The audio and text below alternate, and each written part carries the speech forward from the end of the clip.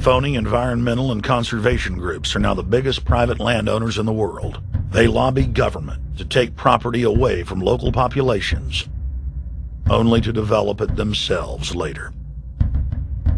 When the U.S. military dumps millions of gallons of nerve gas on the east coast of the U.S., they don't say a word. Thousands of companies are creating transgenic cross-species hybrids, splicing plants, animals, and insects, and releasing the new organisms into the global biosphere, vandalizing the very genetic code of the planet. And large environmental organizations do nothing. The corporate elite of the planet intensified their push for a global taxation system with a year-long build-up to the Live Earth hysteria held on July 7th, 2007 on 7 continents.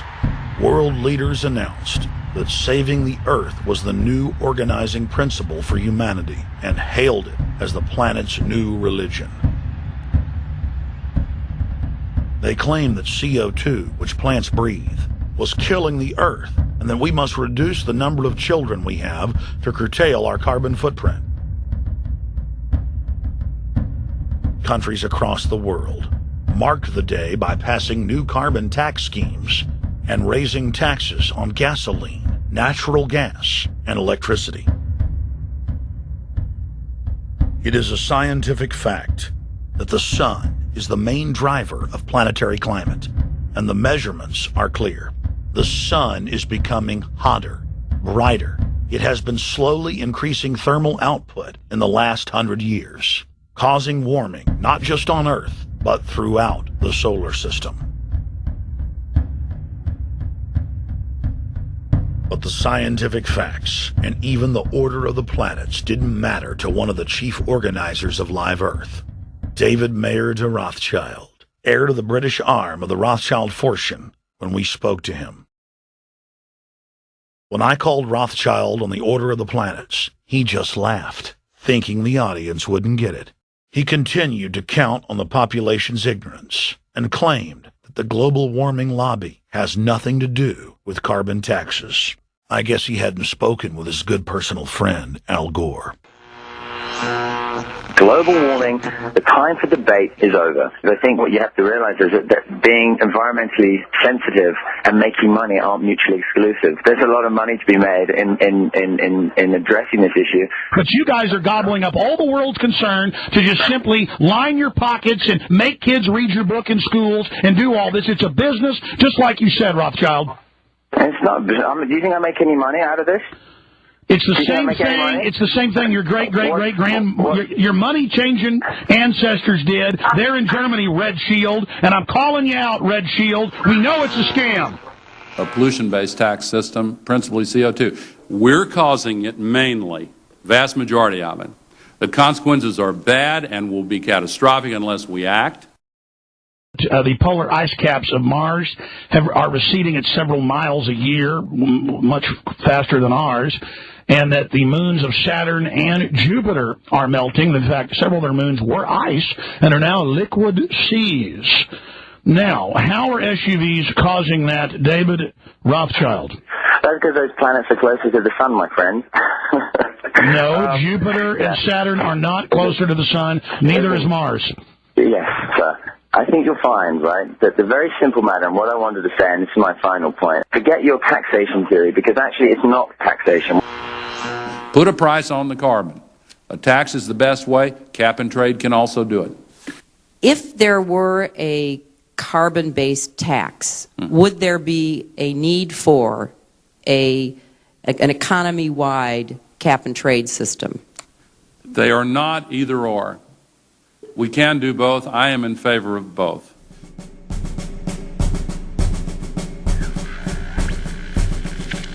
The architects of the New World Order are in a race to complete the structure of world government so they can suppress the independent development of technologies that threaten their monopoly of power, while at the same time steering new developments in the direction the architects chart for humanity.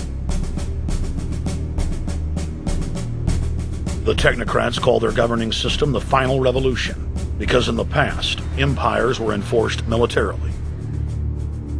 Now enforcement is primarily psychological and economic, and society itself is a construct of the elite who operate outside the controlled paradigm and control the civilization within, just as a child maintains the environment of a fish tank. We are like lab rats, living out our entire existence, never questioning the confines of the cage or the scientists who experiment on us. New World Order engineers have hijacked human destiny. Its controllers have closely studied human behavior for more than 100 years and are now steering us with expert control, using our primitive drives and desires as levers.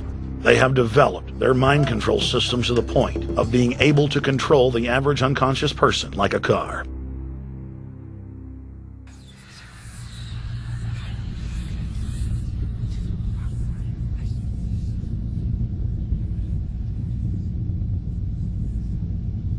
Eugenics dominated the 20th century. Its ruthless spirit has now metastasized into the fields of genetics, nanotech, and robotics. But that's not surprising. From their inception, all three disciplines have been dominated by eugenicists. The billionaire founder of Sun Microsystems, Bill Joy, courageously went public in 2000 to warn of a cancerous consensus among the technocratic elite that at best humanity would be completely enslaved by the year 2030, and at worst, mass extermination of everyone but the elite would take place. A who's who of the techno-elite are members of what is known as the transhumanist or post-humanist movement. Many of its adherents see only the beneficial aspects of technology's exponential rise, like bringing sight to the blind, sound to the deaf, and longer life for all. But what many of them don't know is that master eugenicist Julian Huxley founded transhumanism, and that society's controllers openly admit that the new system is designed to progress into absolute tyranny.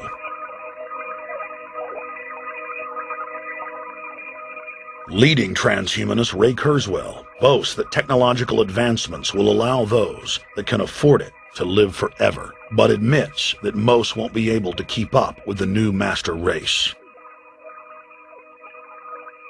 The drive for world government is now all about who will control and have access to radical life extension systems.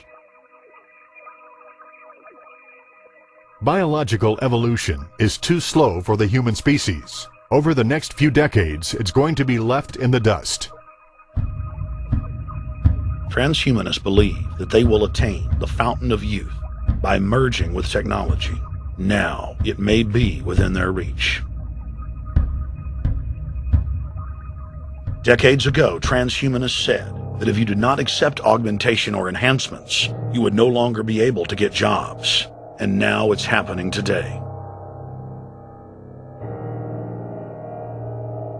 The elite who occupy the commanding heights of digital reality are suicidal nihilists.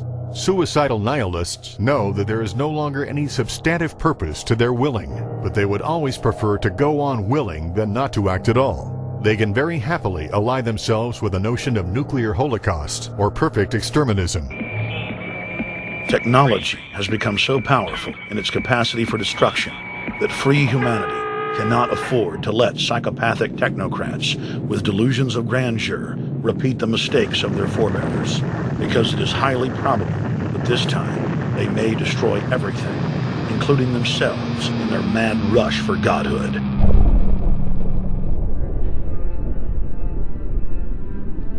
In this film, we have chronicled the Overlord's bloody orgy of experimentation, which already claimed the lives of more than 150 million people in the 20th century. And now, they are promising to deliver an invincible tyranny that will dwarf their past exploits. In the days of World War II, there were sovereign nations and armies to stand against Hitler's final solution. Once world government is in place, no one will be able to stop the New World Order's plans for global population reduction. For those immune to psychological programming, hundreds of FEMA camps have already been built throughout the United States in their quest for population